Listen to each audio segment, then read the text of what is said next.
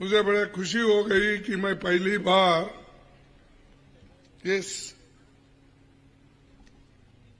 जो शहर है कोरबा यहाँ पर आया हूं और मुझे देखकर और भी खुशी हुआ कि आप सब लोग मिलकर एक होकर कांग्रेस को मदद करने का वायदा किया है और उस पार्टी को चुन के लाने का भी आपने इरादा रखा है।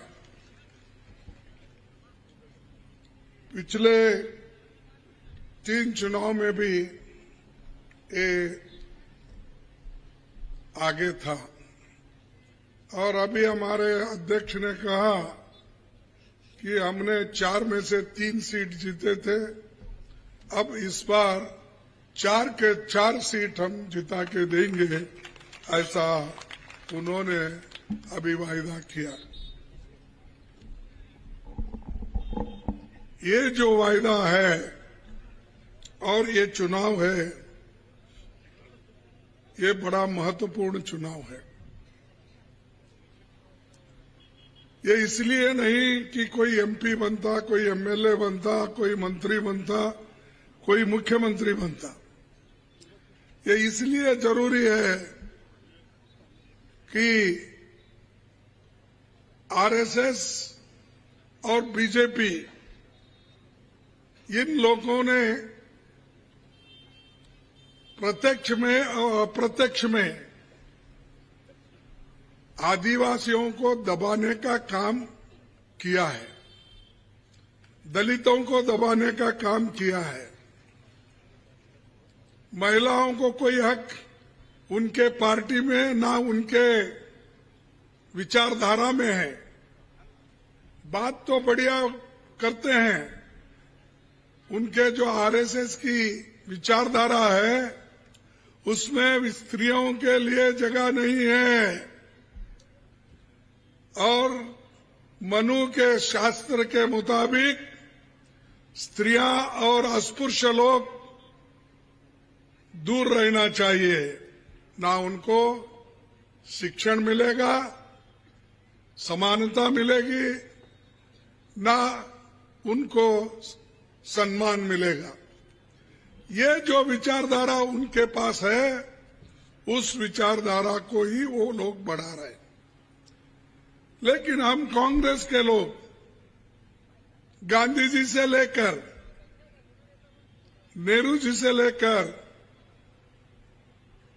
इंदिरा गांधी जी से लेकर राजीव गांधी जी से लेकर अब सोनिया गांधी जी तक हमारी पार्टी गरीबों के सोचने वाली पार्टी है, गरीबों के हित में काम करने वाली पार्टी है।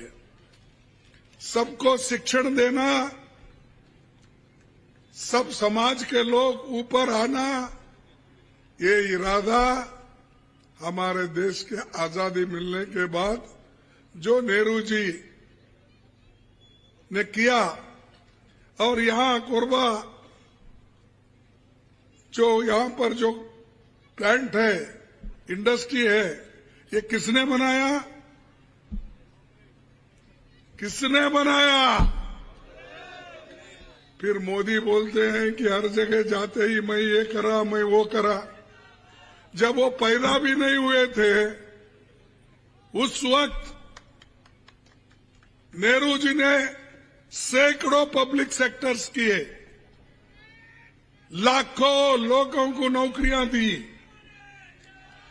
और वो हमको नेहरू जी के टीका करते हैं, इंदिरा जी के टीका करते हैं और हमारे राहुल गांधी जी को, राजीव गांधी जी को टीका करते हैं और वो हमेशा बोलते हैं भाइयों बहनों कितने देश की तरक्की हो गई।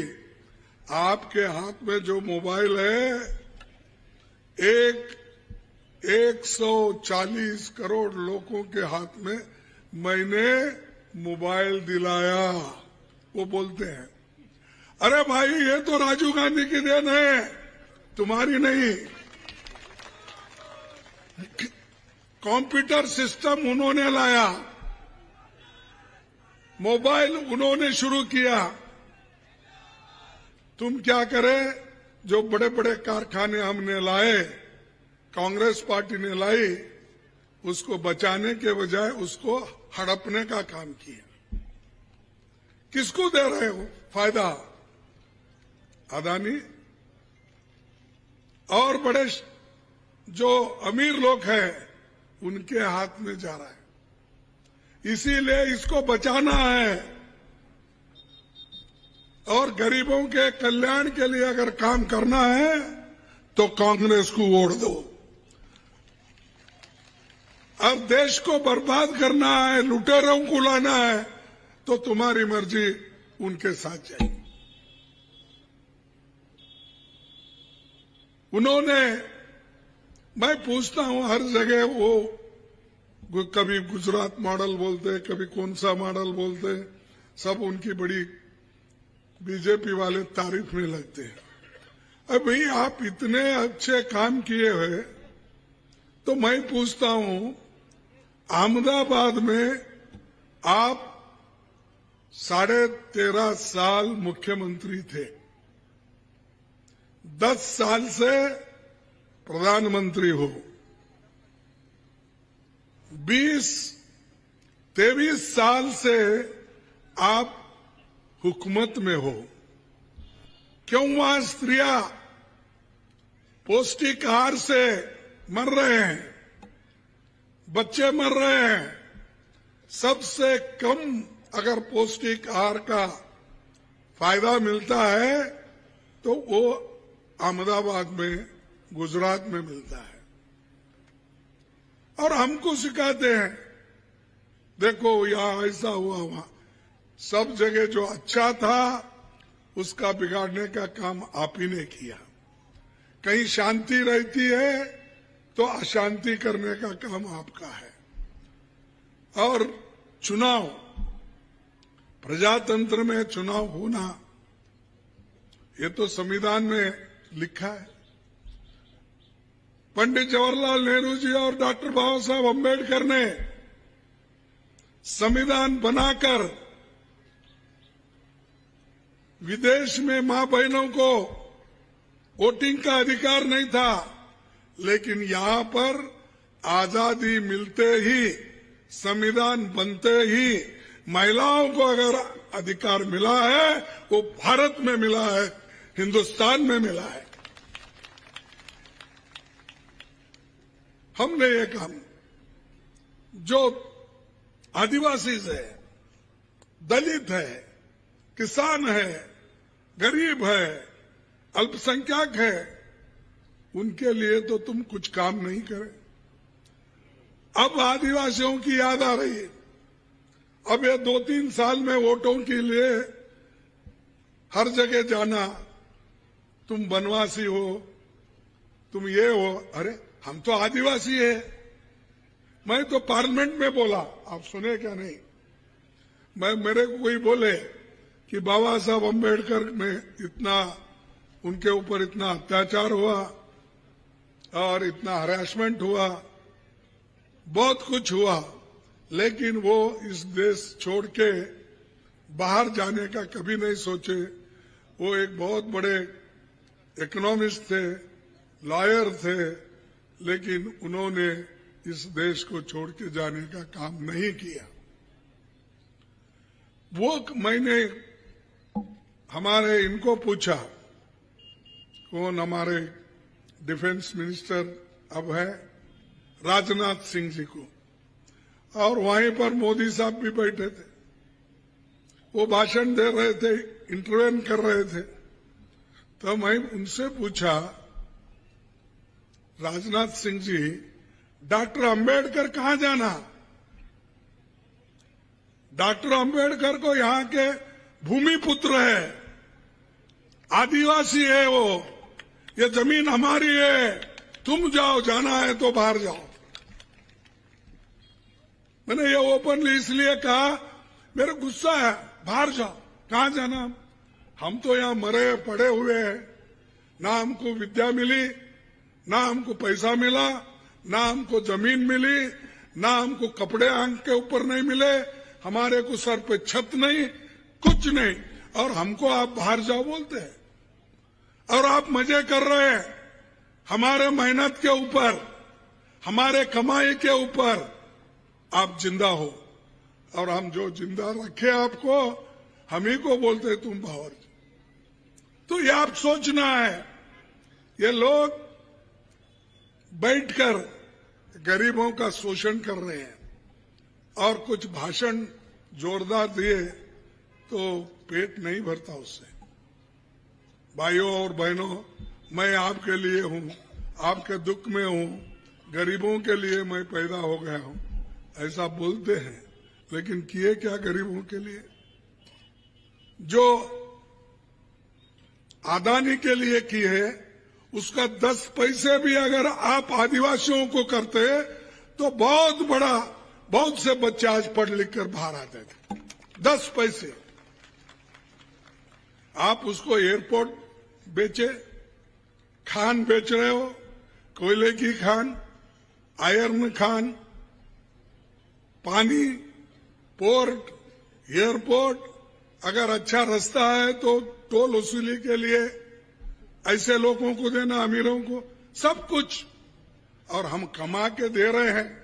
नेहरू जी कमा के बड़े बड़े आधुनिक मंदिर यानी कारखाने बनाए, तुम वो बेच के खा रहे हो आज। और हमको बोल रहे कितने नए कारखाने आपने खोला, कितने नए पब्लिक सेक्टर खोला। पब्लिक सेक्टर बेचने के बाद वहां जो रिजर्वेशन मिलता था वो अब नहीं मिल रहा। पहले तो हमारे बच्चे किसी कारखाने में जाते थे, गरीब के बच्चों को जगह मिलता था, ऑफिसर्स को मिलता था, और काम पे भी वो लगा सकते। लेकिन आज वो कारखाना ही बंद हो गया तो कहां जाना हो। ये किसी ना किसी तरह से ये गरीबों को सत्ता यानी काम से हटाना और सिर्फ उन्हीं के लोग वहां बैठना। अब तो ऐसा शुरू हो गया, सेक्रेटरीट जो दिल्ली में है, पार्लियामेंट सेक्रेटरीट, ये बड़े, वहां पर दूसरों को जगह ही नहीं है। वो जिनको चाहते हैं उन्हीं को नौकरी मिलती है। और नौकरी देते वक्त भी मोदी जी क्या करते मालूम है आपको?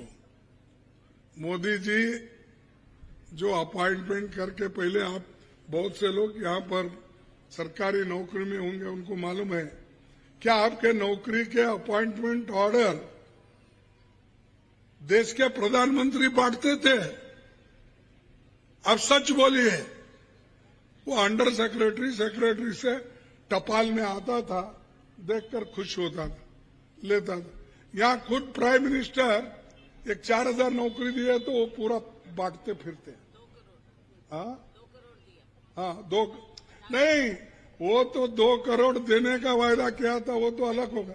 ये जो है नौकरियां जो 2000-3000 भी अगर रिक्रूट करते हैं, उसके पर्चा के जैसा सब कुछ बांटते रहता है।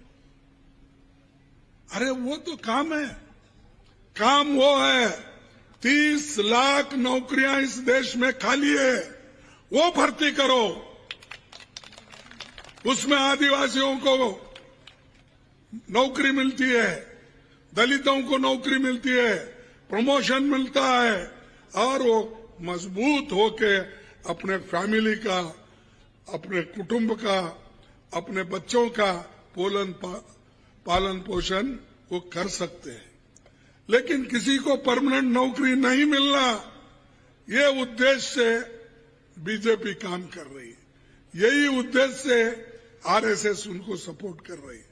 इसलिए भाइयों, आपके लिए लड़ाई हम लड़ रहे हैं। ये लड़ाई आपकी है। जो महिलाओं की बेइज्जती हो रही, दलितों की बेइज्जती हो रही है और नौकरियां नहीं मिल रहे हैं, और बाकी तो छोड़िए, अब छोटे छोटे ना दाल लो, महंगा, तेल लो महंगा, प्याज महंगा, और सब चीज महंगी। इनके क्यों कंट्रोल नहीं कर रहे? क्या बड़ी बात है ये? तो इतने महंगे हो गए हैं। कोई एक आदमी मुझे बोला, साहब मैं मार्केट में गया था, देख रहा था कहां सस्ता मिलता है, समझ के वो मंडी में फिर रहा था।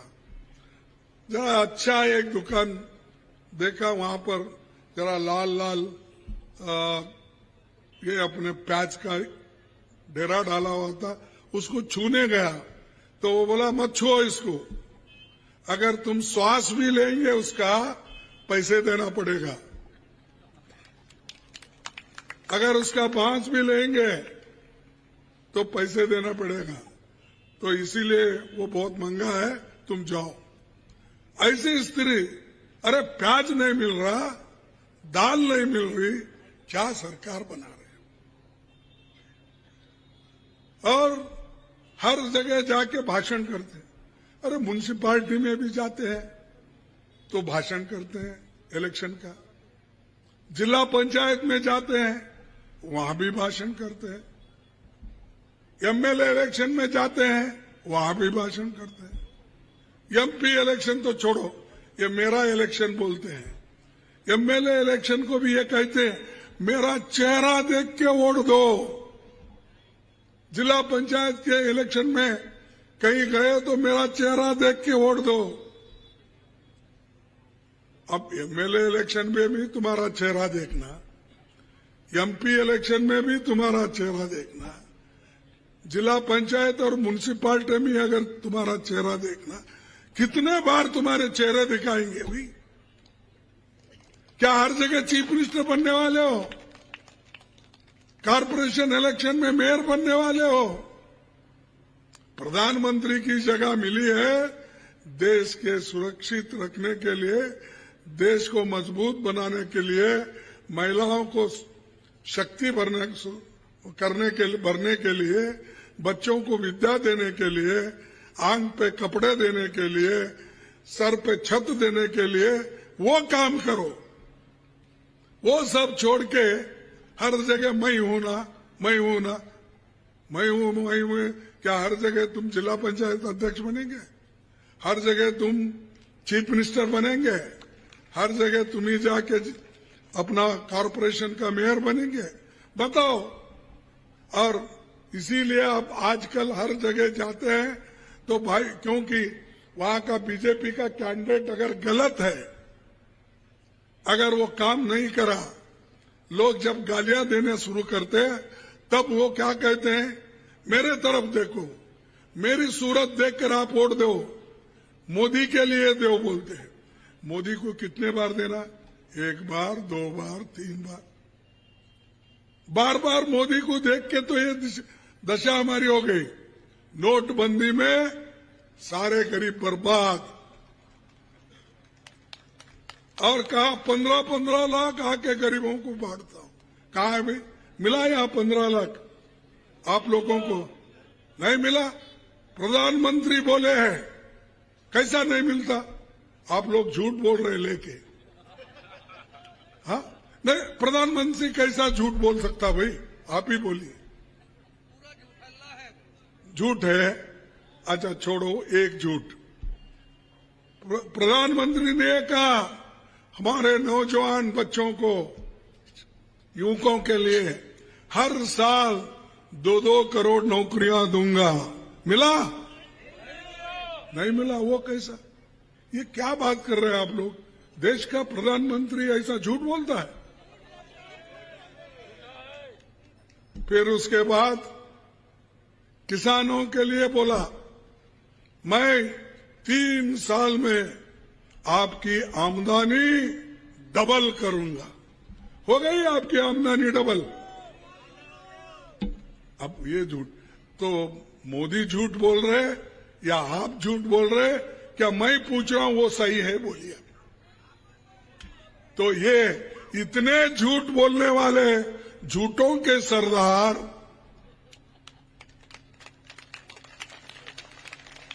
उनकी भाषण सुनते हो, उसकी बात सुनते हो, और मेरा चेहरा देखो बोलते तुम्हारा कैसा चेहरा देखना। इतने झूठ बोलने के बाद तो लोग ऐसा बोलेंगे भाई झूठा है, छुपाएंगे। तो ये है, हम हमेशा जो वायदा किए वो हमने निभाया। हमको सरकार बनाने के लिए लास्ट टाइम आपने आशीर्वाद किया था।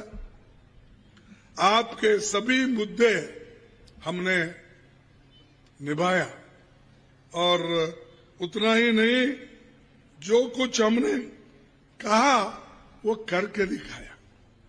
यहां इतनी मजबूत सरकार है, आप मजबूत लोग हैं, यहां पर क्या कर रहे हैं? मोदी साहब अपने साथ 3 प्रचारक को लाते हैं। 3 प्रचारक, समझते ना? 3 प्रचारक को लाते अपने साथ। एक ईडी को लाते हैं, एक सीबीआई को लाते हैं, एक इनकम टैक्स को लाते हैं। वो तीनों लोग स्टार प्रचारक उनके। ये स्टार प्रचारक को लेके आके अगर आ रहे वो तो 5 दिन 6 दिन पहले धाड़ गिरती है। जो कांग्रेस वाले हैं उनके घर पे छापा डालो। क्यों? क्योंकि इलेक्शन ठीक नहीं होना और लेवल प्लेइंग ग्राउंड नहीं होना, ये उनका उद्देश्य है। और ऐसे आदमी को अगर आप वोट देकर फिर से उनकी सरकार यहां पर बसाएंगे तो आदिवासी का जो शोषण हो रहा था वो शोषण चलेगा, दलितों का शोषण जो है वो चलेगा, गरीबों का शोषण चलेगा। तो आज हम थोड़ा कुछ ऊपर उठे हैं, वो इंदिरा गांधी जी के वजह से, नेहरू जी के वजह से और आजादी दिलाने वाले महात्मा गांधी जी की वजह से। इनका तो कुछ भी नहीं है, ना आजादी दिलाने में हिस्सा लिए, ना काम करने में उन्होंने हिस्सा लिया, ना कारखाने बनाने में उन्होंने कोई कोशिश की, कुछ नहीं। सिर्फ उनको हुकूमत होना चाहिए। तो अब पहले तो हमारे रमन सिंह थे शायद 15 साल। अब आप ही देखिए 15 साल की उनकी हुकूमत, 5 साल की बघेल की हुकूमत, कांग्रेस की हुकूमत, कौन सी अच्छी है? तो आपके जोर नहीं आ रहा। तो 15 साल उन्होंने हुकूमत की, गरीबों के लिए कौन सा काम किया आप बोलिए। और हमने क्या किया वो बोलते हम, मेरे पास पूरी लिस्ट है यहाँ, लेकिन समय नहीं है, वो पूरा बोलने नहीं जाऊंगा। अब जो इस बार वायदा कर रहे हैं और जो घोषणाएं हैं, ये आप सबको मालूम है, पहले की तरह इस बार भी होगा किसानों का कर्ज माफ।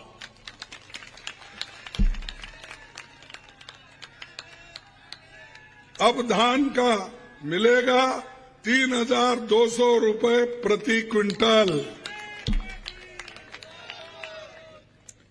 20 क्विंटल प्रति एकड़ धान खरीदी, बिजली 200 यूनिट तक फ्री, सभी सरकारी स्कूलों में अंग्रेजी हमारे बच्चों को पढ़ाया जाएगा, क्योंकि हमारे बच्चों को अंग्रेजी नहीं आती, कहीं नौकरी नहीं मिलती, किसी कॉम्पिटिटिव एग्जाम में नहीं जा सकते, वो हिंदी पढ़ के यहीं घूमते रहते हैं। और अमीर के बच्चे अंग्रेजी पढ़ के सब यहां से बैंक से पैसा उठा कर चोरी करके जाकर वहां बसते। हम हिंदी पढ़कर काम करते हैं देश की संपत्ति बढ़ाने का। वहां नीरव मोदी, वो मोदी, ये मोदी सब मिलके लूट के फॉरेन जाते हैं, उनके बच्चे भी फॉरेन में पढ़ते हैं। अरे हमको एक मामूली इंग्लिश स्कूल दो, ताकि हमारे बच्चे भी गुड मॉर्निंग, गुड इवनिंग, नमस्ते के साथ जो हम कहते हैं वो तो करेंगे। केजी से लेकर पीजी तक फ्री एजुकेशन। क्या? केजी से लेकर पीजी तक। गैस सिलेंडर 500 रुपए तक। मोदी तो सिर्फ बोल के गए, लेकिन उसके बाद झांक कर भी नहीं देखे।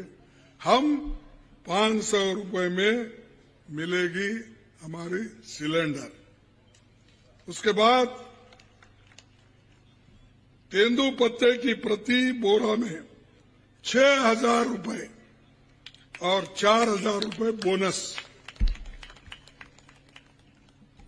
भूमिहीनों को मिलेंगे 10,000 रुपए प्रति वर्ष।